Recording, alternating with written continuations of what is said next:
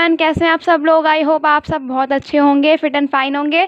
सो आ गए हैं हम आज एक्सपेंडिचर मेथड के साथ अपना लास्ट मेथड करने। इस वीडियो में हम एक्सपेंडिचर मेथड करने वाले हैं। हमने इनकम मेथड और वैल्यू एडेड मेथड जो है वो हमने कर लिया है। उसकी वीडियो आपको डिस्क्रिप्शन में मिल जाएगी, आप जाके चेक कर लीजिए। और जिसने वो वीडियोस देख रखी है तो आइए हम स्टार्ट करते हैं अपना एक्सपेंडिचर मेथड। ओके, सो मैंने आपको जैसे बताया था कि नेशनल इनकम कैलकुलेट करने के 3 मेथड होते हैं। First is value added, second is income method and third is expenditure method. तो जो एक्सपेंडिचर मेथड है, थर्ड मेथड, तो इसे हम थोड़ा ध्यान से समझेंगे, ठीक है। अब जैसे हमने सीखा था कि नेशनल इनकम को शॉर्ट में क्या बोलते थे हम, NNP@FC, ऐसे ही जो एक्सपेंडिचर मेथड है उसको हम बोलेंगे GDP@MP। क्या बोलेंगे, GDP@MP बोलते हैं, ठीक है। हमने वैल्यू एडेड और ऐसे ही जो हमारा नेशनल इनकम मेथड था वो भी हमने शॉर्ट नेम सीखे थे उसके, ठीक है। अब एक्सपेंडिचर को बोलते हैं GDP@MP, ठीक है। इसको यही बोलते हैं ना, इसको हम वैल्यू एडेड भी बोलते हैं। बट आपको कंफ्यूज नहीं होना है कभी भी कि मतलब वैल्यू एडेड भी जो है वो GDP@MP था और एक्सपेंडिचर मेथड है वो भी GDP@MP। तो आपको कभी कंफ्यूज नहीं होना है, क्योंकि अगर एग्ज़ाम में हमेशा अगर आपको कभी भी क्वेश्चन मिलेगा तो आपको पूरा मतलब यही मिलेगा कि इस एक्सपेंडिचर मेथड से सॉल्व करें या फिर वैल्यू एडेड से या फिर इनकम मेथड से। क्लियर है ना। अब हम इसका मेन फार्मूला देखते हैं कि फार्मूला क्या कहता है। अब इस फार्मूले में हमारी बेसिकली 4 एलिमेंट्स आते हैं। First is private final consumption expenditure, second is government final consumption expenditure, third is gross domestic capital formation and last and fourth is net export, ठीक है। अब एक एक करके हम इनको समझेंगे। First is private final consumption expenditure. अब इसका एग्जाम्पल लीजिए, ठीक है। अब हम इसका एक एग्जाम्पल लेते हैं। हम प्राइवेट फाइनल कंजप्शन एक्सपेंडिचर इसलिए लेते हैं क्योंकि ये नॉर्मल रेजिडेंस द्वारा किया गया खर्च है देश के अंदर, ठीक है। देश के अंदर और डोमेस्टिक टेरिटरी के अंदर, ठीक है। एग्जाम्पल, जैसे मैं इंडिया में रहती हूँ, ठीक है। जो मेरा इकोनॉमिक इंटरेस्ट है वो इंडिया में है, मतलब मैं इंडिया में ही कमाती हूँ और मैं इंडिया में ही 1 साल से ज़्यादा काम कर रही हूँ, तो मेरा इकोनॉमिक इंटरेस्ट इंडिया में ही है, ठीक है। और मैं वहाँ 1 साल से ज़्यादा रह रही हूँ समय से, तो जो मेरा इकोनॉमिक इंटरेस्ट होगा वो मतलब देखो जो उसमें ऐड होगा नेशनल इनकम में। और अब मैं इंडिया में रहती हूँ, तो जब मैं इंडिया में काम कर रही हूँ तो मैं नॉर्मल रेजिडेंस हुई, क्या हुई, नॉर्मल रेजिडेंस हुई।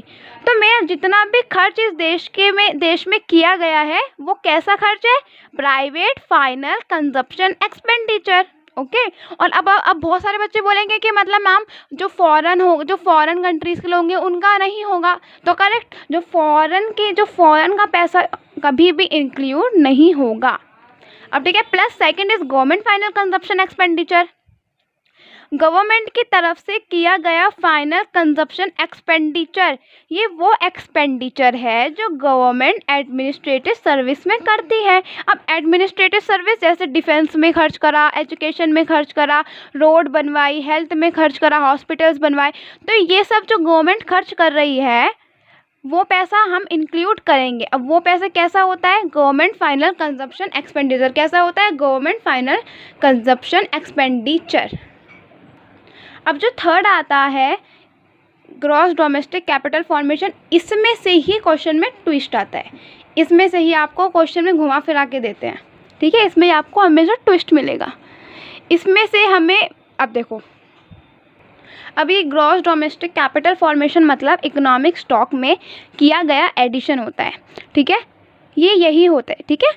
अब GDCF मतलब ग्रॉस डोमेस्टिक कैपिटल फॉर्मेशन के 2 फॉर्मूले और हैं इसको कैलकुलेट करने के लिए, मतलब जिससे कैलकुलेट करके हम GDCF निकाल सकते हैं, मतलब ग्रॉस डोमेस्टिक कैपिटल फॉर्मेशन निकाल सकते हैं। First is gross fixed capital formation plus change in stock. ये मैंने जो डेल्टा लिखा है इसका मतलब होता है चेंज, ठीक है, चेंज इन स्टॉक, ठीक है। अब हम क्या करेंगे, अब अगर हमें GDCF निकालना है, ग्रॉस डोमेस्टिक कैपिटल फॉर्मेशन निकालना है, तो ग्रॉस फिक्स्ड कैपिटल फॉर्मेशन में चेंज इन स्टॉक ऐड करेंगे तो हमें क्या मिल जाएगा, ग्रॉस डोमेस्टिक कैपिटल फॉर्मेशन ही निकलेगा। ठीक है। अब अगर हमें चेंज इन स्टॉक नहीं दिया गया क्वेश्चन में, तो चेंज इन स्टॉक का सेकंड नाम जो है वो इन्वेंट्री इन्वेस्टमेंट है, इन्वेंट्री इन्वेस्टमेंट। अगर आपको इन्वेंट्री इन्वेस्टमेंट भी कहीं क्वेश्चन में दिया गया है तो उसका मतलब यही है कि चेंज इन स्टॉक। अब आपको ये ध्यान रखना है, ठीक है, मतलब दोनों सेम ही मीनिंग है। अब देखो, अब ट्विस्ट कैसे आता है इस क्वेश्चन में, ठीक है। एग्जाम्पल, आपको GFCF नहीं दिया, मतलब क्या नहीं दिया, ग्रॉस डोमेस्टिक कैपिटल फॉर्मेशन नहीं दिया गया है आपको, ठीक है। अब उसने आपको इसके टुकड़े दे दिए, क्या दे दिए, टुकड़े दे दिए। अब ग्रॉस फिक्स कैपिटल फॉर्मेशन में देखो क्या, तीन चीज़। अब जो ग्रॉस फिक्स कैपिटल फॉर्मेशन है वो तीन चीज़ से मिलकर बनता है। First is gross public investment, second is gross business fixed investment, and third and last gross residence construction investment. ठीक है। अब आपको ये नहीं दे रखा ग्रॉस फिक्स कैपिटल फॉर्मेशन, पर आपको इन तीनों में से कोई एक चीज़ दे रखी है, तो इन तीन चीज़ों में ही आप क्या ऐड करोगे, plus change in stock add करोगे। ठीक है, क्या करोगे, तो आप इस पर चेंज इन स्टॉक ऐड करोगे तो क्या निकलेगा, ग्रॉस डोमेस्टिक कैपिटल फॉर्मेशन निकलेगा। ओके, तो फर्स्ट था, क्या था फर्स्ट था gross fix capital formation plus change in stock, और सेकंड फार्मूला ये होता है कि net domestic capital formation plus depreciation. अब हम नेट डोमेस्टिक कैपिटल फॉर्मेशन में डेप्रिसिएशन ऐड करेंगे तो भी क्या ही निकलेगा, GDCF निकलेगा, ग्रॉस डोमेस्टिक कैपिटल फॉर्मेशन ही निकलेगा। अब बात करते हैं नेट एक्सपोर्ट की, किसकी, नेट एक्सपोर्ट की। तो नेट एक्सपोर्ट बहुत आसान होता है निकालना, एक्सपोर्ट माइनस इम्पोर्ट, क्या, एक्सपोर्ट माइनस इम्पोर्ट। तो जो हमने अभी समझा, मतलब ये सारा, ये जितना भी हमने फॉर्मूला अभी करा है, समझा, इससे क्या निकलेगा, इससे निकलेगा GDP-MP, मतलब एक्सपेंडिचर मेथड निकलेगा इस सारे फार्मूले से। इसलिए आपको हर चीज़ की याद रखनी है, चाहे वो इसके और रिफॉर्म्स हो या और निकनेम्स हो, सब कुछ याद रखना है। ठीक है, क्योंकि क्वेश्चन में कैसे भी ट्विस्ट आ सकता है घुमा फिरा कर। ओके, नाउ अब हम बात करेंगे कि हम एक्सपेंडिचर मेथड से क्या फाइंड करनी है, हमें नेशनल इनकम। क्या फाइंड करनी है, नेशनल इनकम।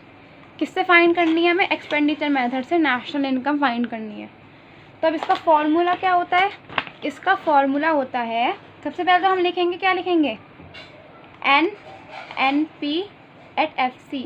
NNP/FC मतलब क्या था, NNP/FC मतलब नेशनल इनकम। ठीक है, हमें ये फाइंड करनी है, इक्वल टू GDP-MP मतलब expenditure method minus depreciation plus NFIA minus NIT। तो ये हो गया हमारा फॉर्मूला। इस फॉर्मूले के बेसिस से हम क्या फाइंड करेंगे, एक्सपेंडिचर मेथड से इनकम मेथड फाइंड करेंगे। ठीक है, तो ये हमारा हो गया था नेशनल इनकम, ये था हमारा एक्सपेंडिचर मेथड, और डेप्रिसिएशन आपको फाइंड वो होगा, आपको गिवन होगा, क्या होगा, और NFIA आप समझते हैं, और NIT कैसे फाइंड, NIT कैसे निकलता है, IT माइनस सब्सिडी, कैसे निकलता है, IT माइनस सब्सिडी, NIT। ठीक है, क्लियर। ओके, नाउ अब हम एक न्यूमेरिकल करके देखते हैं कि एग्ज़ाम में आपको कैसे ट्विस्ट मिलेंगे। ठीक है, तो सबसे पहले हम क्वेश्चन पढ़ेंगे। क्वेश्चन क्या था, calculate NNP/FC using expenditure method. अब आप समझ रहे हैं कि कैसे दे रखा है, हमें कैलकुलेट करना है नेशनल इनकम, किस मेथड से, एक्सपेंडिचर मेथड से। ठीक है, ओके, नाउ अब सबसे पहले हम फॉर्मूला देखते हैं कि फॉर्मूला क्या है।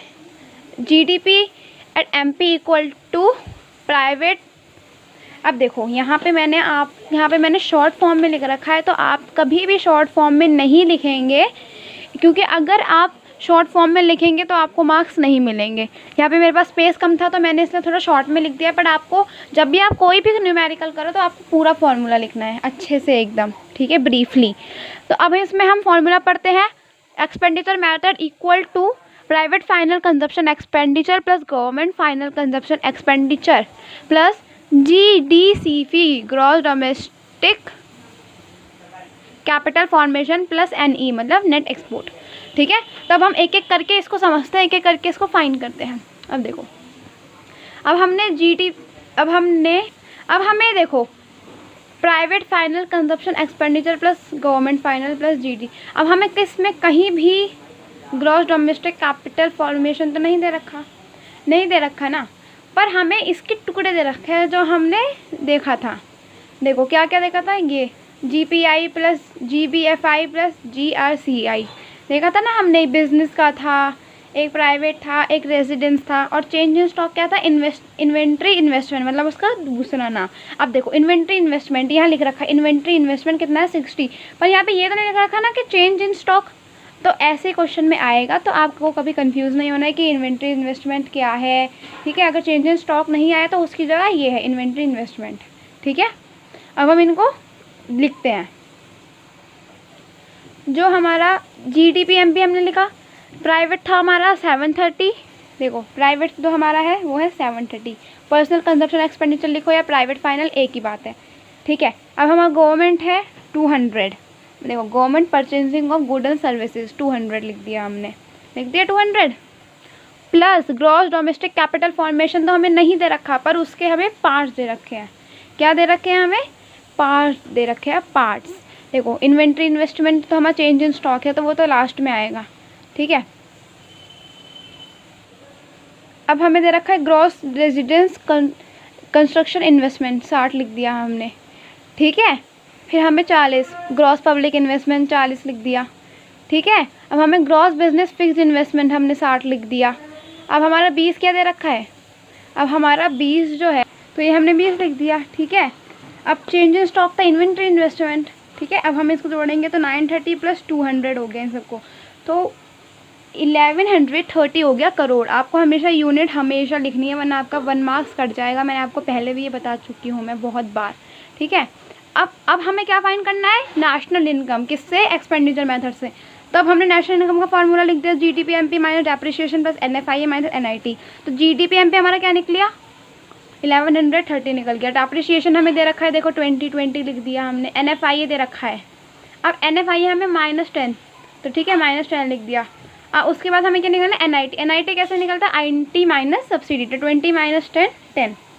अब 1130 - 40 1090 करोड़।